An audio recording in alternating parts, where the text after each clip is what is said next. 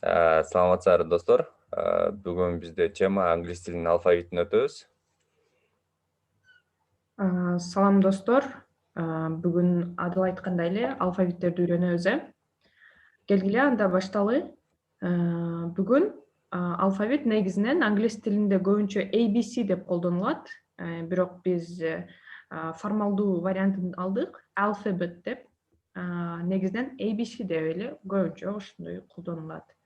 Бирок alphabet деп деле айтсак жаңылышпайбыз. Мына кийинки слайдка өтөлү. Бул жерде биз тамгаларды экиге бөлүп алдык. Өзүңүздөр көрүп тургандай эле кызыл түстөгүлөр булар үндүү тамгалар, көк түстөгүлөр булар үнсүз тамгалар.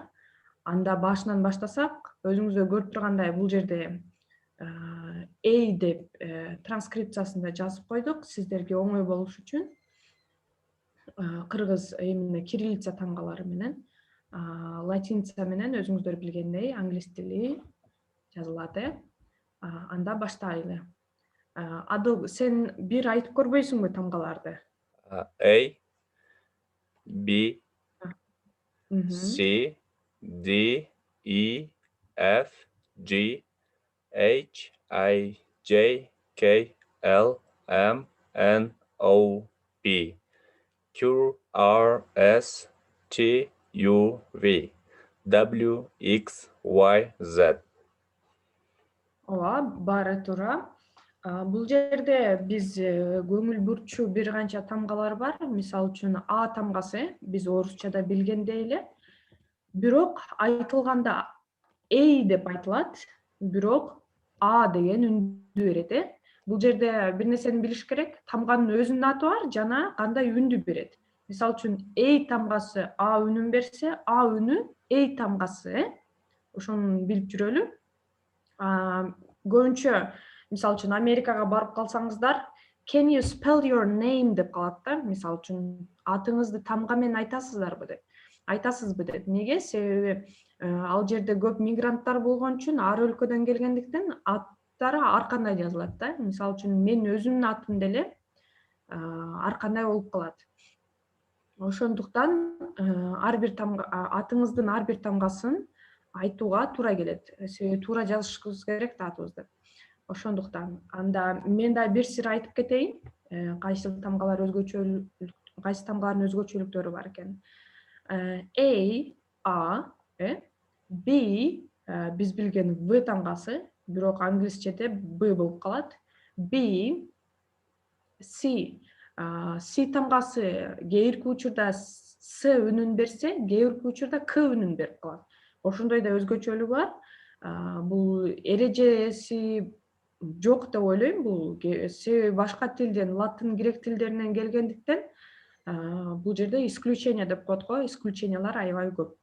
D тамгасын берет. Бул катуу эле үн, мисалы үчүн daddy деп айтып калсак болот, daddy деп.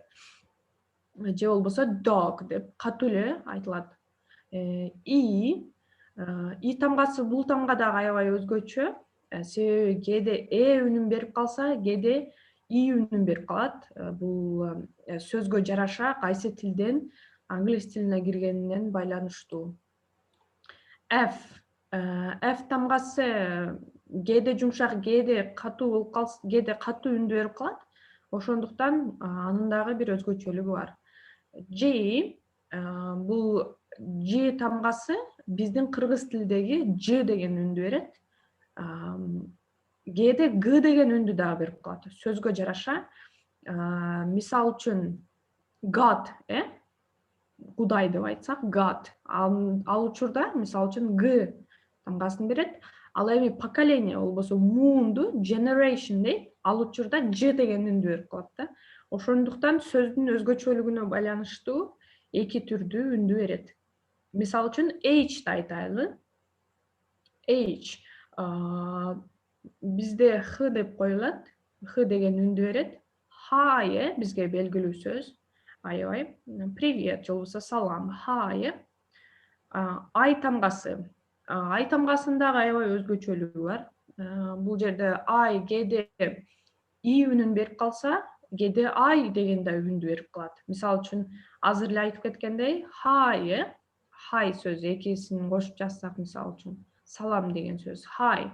Ошол учурда бул ай дегенди берип калат да. Мисалы үчүн revise деп, мисалы үчүн кайталоо деген сөздү revise дейбиз. Ошол учурда дагы ай болуп калат. Кайсыл учурда и үнүн берип калат? Kitty мисалы үчүн, Kitty'де и деген үндү берип калат. Kitty бул эмне? Kitty эмне болуп калат ошондо? Кити билбейт экенмин ошол сөздү. Kitty баягы неменин баласычы, кошканын. Мышыкпы? Мышыктын, ошону билбей, кээде унутуп калам кыргызчасын. Kitty мышыктын баласын, ошондо Kitty ай менен жазылат, бирок и деп окулат. J, бул J бир аз жумшагыраак. Бул орусча J десеңиздер туура болот. J деп. Бул сөздөрдө көп деле кездешпейт, бирок бар дейли,чи. Негизинен J тамгасы. Бирок көп кездешпейт, бирок бар. Мисалы үчүн jacket, ошондо J тамгасы менен жазылат. K, бул өзүбүздүн эле кыргызча, орусча, кириллица тамга K. L дагы биз билип жүргөн эле L. Французча үйрөнүп жүргөндөр болсо, L тамгасы окулбай калат, бирок англис тилинде толук айтылат, толук үн берет. L тамгасын, L тамгасын, L үнүн берет. M биз билгендей эле M тамгасы, M үнүн берет, M тамгасы. N бул деле биз билип жүргөн, күнүмдүк жашоодо жолугуп жүргөн эле тамга. O, ушул жерде бир өзгөчөлүгү бар. O деп айтылат да. Англис тилинде мисалы үчүн биз кыска кылып O деп коебуз го. O үнүн берет деп. Бул жерде көбүнчө O дегенди берет. Мисалы үчүн hello дейбиз да. Hello эмес да. Кыска түрүндө айтылбайт. Мисалы үчүн салам деген сөз, hello деп мисалы үчүн созуп бир аз айтабыз. Кийинкиси P. Кийин эгерде англис тилди жаңы үйрөнчү болсоңуздар көп адаштырасыздар. Мисалы үчүн P-ни, R-ды, мисалы үчүн биздеги кыргыз тилиндеги R тамгасы P деп үндү берсе, бул жерде P деп айтылат, P үнүн берет. Ошондуктан кээде адаштырып калышыңыздар мүмкүн. Q. Бул Q деген негизинен тамга француз тилинен келген. Мисалы үчүн music деп француз тилинде бар. Music, англис тилинде. Ошондуктан француз тилинен көп сөздөр келгендиктен сөздөр Q тамгасы менен дагы кирген да, негизиненчи. Ошон үчүн Q тамгасы кездешет. Латын тилинде негизинен бар. Мисалы үчүн негизги источник, негизги ресурс катары Q бул латын тилинен алынса, ошо баардын источниги болуп калат, Q бул бир аз жумшак айтылыш керек. Question деп, мисалы үчүн суроо дегенде, бул тамганын, бул K тамганын жана C'нин K үнүн берген өзгөчөлүктөрү бар. Бул жерде жумшак болуп айтылат. Ошол кийин өзүңүздөр деле китеп окуп калсаңыздар жолугасыздар деп ойдомун. R дагы мисалы үчүн биздин билген R тамгасы эмес, бул R деп бир аз оозуңуздарга аба толтуруп айтышыңыздар керек. R деп, ошондо туурараак болот. R тамгасы негизинен. S бул биз билип жүргөн эле S, бирок бул S менен бул C'ни дагы адаштырбаңыздар. Негизинен окшош эле үндү берет, бирок өзгөчөлүктөрү бар. Англис тилинде көбүнчө именно жазылуу, кандай жазылат мисалы үчүн сөздөр. Ошол учурда гана мындай айырмалай аласыздар да, башкача кандай үн бериштеринчи, мисалы үчүн. Мисалы үчүн S-ке эмнени келтирсек болот? Snake, змея. Snake деп айтсак болот. T тамгасы бул дагы жумшак. Бизде T деп катуу айтылат го. Бул жерде T деп жумшак айтылыш керек. Өзүңүздөр көрүп тургандай, бул жерде жумшак үндү и менен айтылып турат, жазылып турат, T. Ошондуктан Телефон. Бул аябай жумшак айтылат да. Мисалы үчүн телефон эмес, телефон, жумшак айтылыш керек. You, юнун да аябай өзгөчөлүгү бар. Мисалы үчүн кээ бирки учурда you деп да you деген үндү да берип калат. Кээде а деген үндү берип калат. Ошон үчүн бул сөздүн дагы аябай өзгөчөлүктөрү бар. Мисалы үчүн айтайлы, Tuesday, Tuesday ошондо четверг болуп калат, экинчи күн. Tuesday ошондо you үнүн берсе, мисалы үчүн under деген сөз бар, pod, астында жайгашкан дегенде. Мисалы үчүн под столом, столдун астында дегенде, ошондо under the table болуп калат да. Ошол өзгөчөлүктөрү дагы бар. You тамгасын. Негизинен эле үндүү тамгалар бир канча мындай үндү бергендиктен көбүнчө бул свойство именно үндүү тамгаларга таандык. V биз V деп айтабыз. Негизинен кыргыз тилинде сөздөр аябай мындай биз кош бир аз айтабыз да. Сөздөрдүчү. Бул англис тилинде көп сөздөр жумшак келет. Мисалы үчүн V өзүңүздөр көрүп тургандай бул жерде и тамгасы менен жазылып турат, ошондуктан жумшак айтылат. V деп, бул биз билип жүргөн эле V тамгасы. W. W'нун double деген, двойной деген, W деп, мисалы үчүн бул сөз, ушуну эки жолу жазып койгондо, эки жолу жазып кошуп койгондо двойной U дегенди түшүндүрөт да, негизиненчи W деп.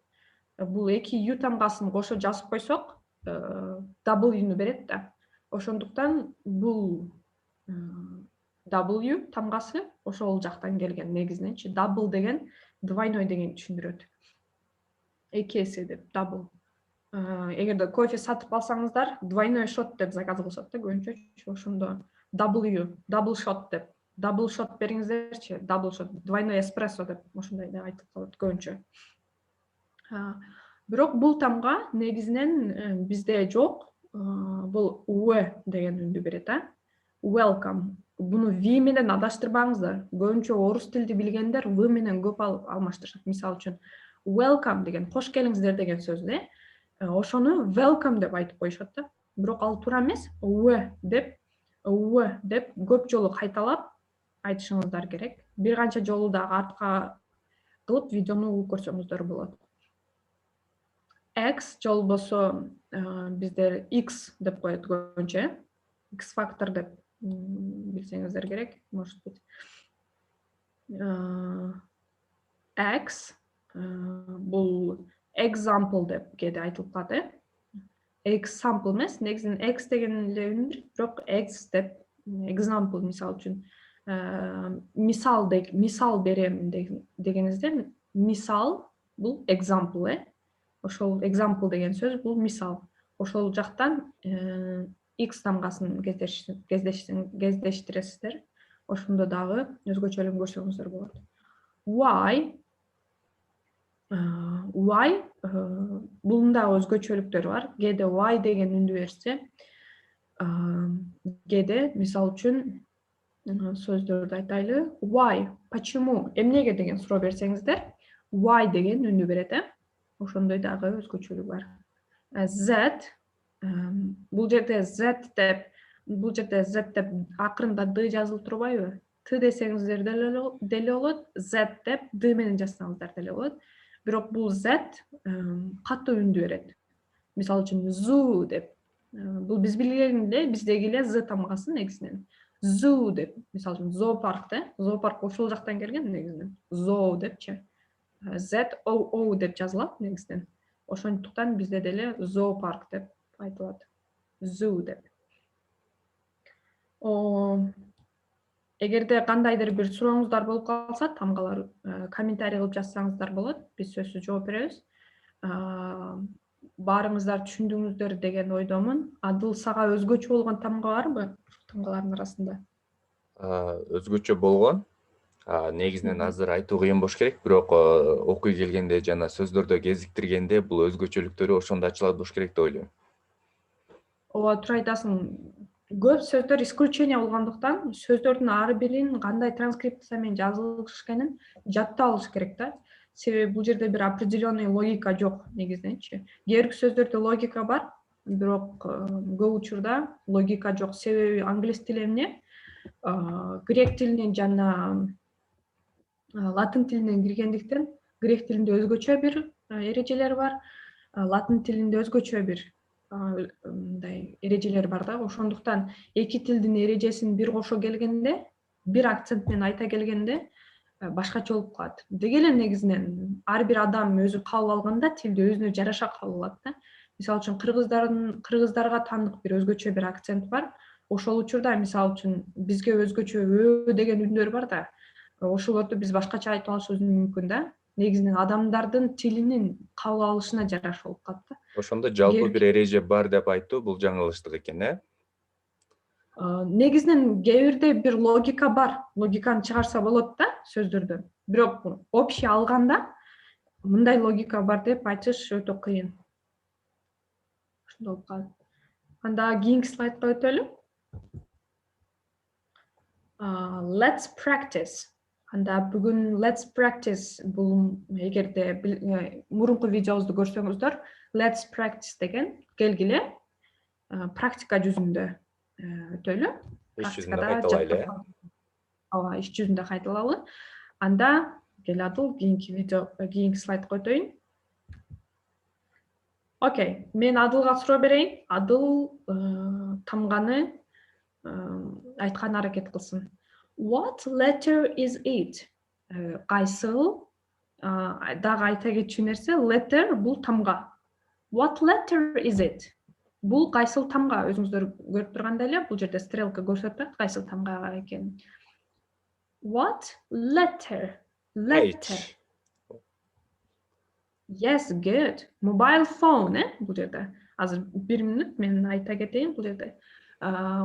Көбүнчө француз тилинде сөздөрдүн аягында er келгендиктен француз тилинде эч эле окулбай калат да. Letter болуп калат. Ошондуктан эгерде Британия акценти менен айта турган болсоңуздар, British accent, анда ошондо көп учурда ошо француздарга жакын болуп калат. What letter is it болуп калат да. Р тамгасы эч эле айтылбай калат. А эгерде американский акцент менен айта турган болсоңуздар, анда кээде бир аз үнү чыгат. Мисалы үчүн what letter деп эмес, катуу эмес, бирок бир аз үнү чыгат. What letter is it болуп калат. Ошондуктан мындай абайлаңыздар. Кайсы акцентти үйрөнөсүздөр, ошол дагы маанилүү. American or British, Бул жерде сөз mobile phone, Mobile phone. Дагы биз Адыл менен бир видео жасайбыз. 2 тамга же 3 тамга бириккенде кандай үн берет экенин дагы айтчу бир өзгөчөлүктөр бар. Мария, ошол жакта тактап кетчү нерсе да. Мисалы үчүн британиялык акцент көп колдонулат дүйнө жүзүндө же болбосо америкалык акцентпи? Бул дагы көрүүчүлөргө өтө кызык болсо керек. Негизинен алганда Британия эми историяга кайтып келсек, көп өлкөлөрдү колония кылган эмеспи? Мисалы үчүн Новая Зеландия дейли, Канада дейли, негизинен өзү Британия канча чоң, Ал жерде Ирландия, Шотландия дегендер бар да. Ошондуктан менин оюмча көбүнчө именно British accent колдонулат да, британский. Бирок интернетте көп ресурс бул American accent. Көбүнчө американский акцент менен. Неге? Себеби Америка баягы мигранттардын өлкөсү эмеспи? Ошондуктан мигранттар көп, негизинен ресурстун көпчүлүгү французча, анан англисче да. Англисченин именно американский. Потому что эмне?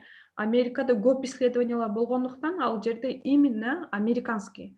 Эгерде мындай American Dreams болсо, американская мечта деп коюлат го. Ошол American Dream болсо, мындай американский акцент деле үйрөнгөнүңүз туура. Бирок көп сөздөр деле British accent менен, эгерде британский акцент болсо, британский акцент менен сиз Америкада жашап кете аласыз. Бирок американский акцент менен Британияда жашап кете албайсыз да. Себеби британский акцентти эгерде уксаңыздар, вообще эле түшүнбөй калышыңыздар мүмкүн. Алар сөздөрдү жеп салат да. Мисалы үчүн letter дегенди эле өзүңүздөр деле уксуңуздарга мындай акыркы эки er вообще эле угулбай калат да.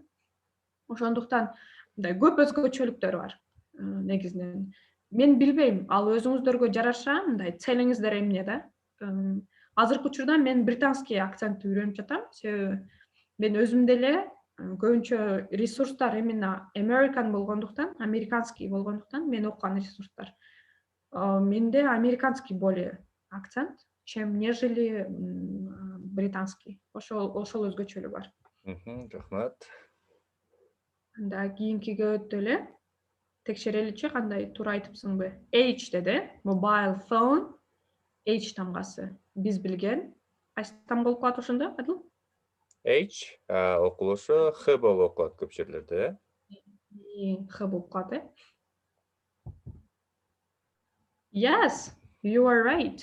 H, Х тамгасы, mobile phone, э? Анда кийинкиге өтөлү. What letter is it? Apple, A. right? A, apple. Yes, you are right. Apple. Анан дагы бир өзгөчөлүгү бар. Мисалы үчүн Apple эмес, Apple деп бир аз деп айтышыбыз керек да. Ошол өзгөчөлүгү оозду чоң эле ачып, американецтер оозду чоң ачып сүйлөйт негизинен. Биз кыргыздар, негизинен азиаттар мындай жабык келебиз го. Японцы, корейцы дейли. Алар бир аз тартынчаак болуп, э. Бирок американский акцентте Apple деп айтылат. Бир аз ошого көңүл буруш керек. Apple эмес, Apple. Ошол тамгага көңүл буруш керек. Особенно эгерде акценттин үстүндө иштей турган болсоңуздар. Бул жерде деле what, мисалы үчүн what бул жерде W менен H'тин үнүн берген үчүн what болуп калган да. Негизинен Apple деп бир аз оозду чоң ачып эле айткан туура келет. Деди, A тамгасы деген үн берет. Okay, let's check. Yes, you are right. A, apple. Туура экен. Анда кийинкиге өтөлү.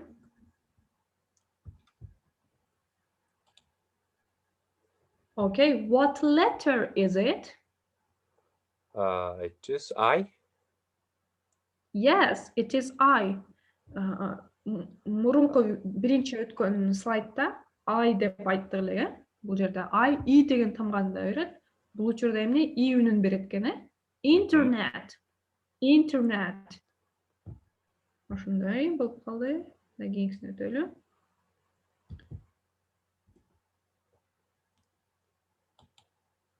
Yes, you are right. It's I with a sound. E. Sound бул үн болуп калат. Internet. Okay, good job.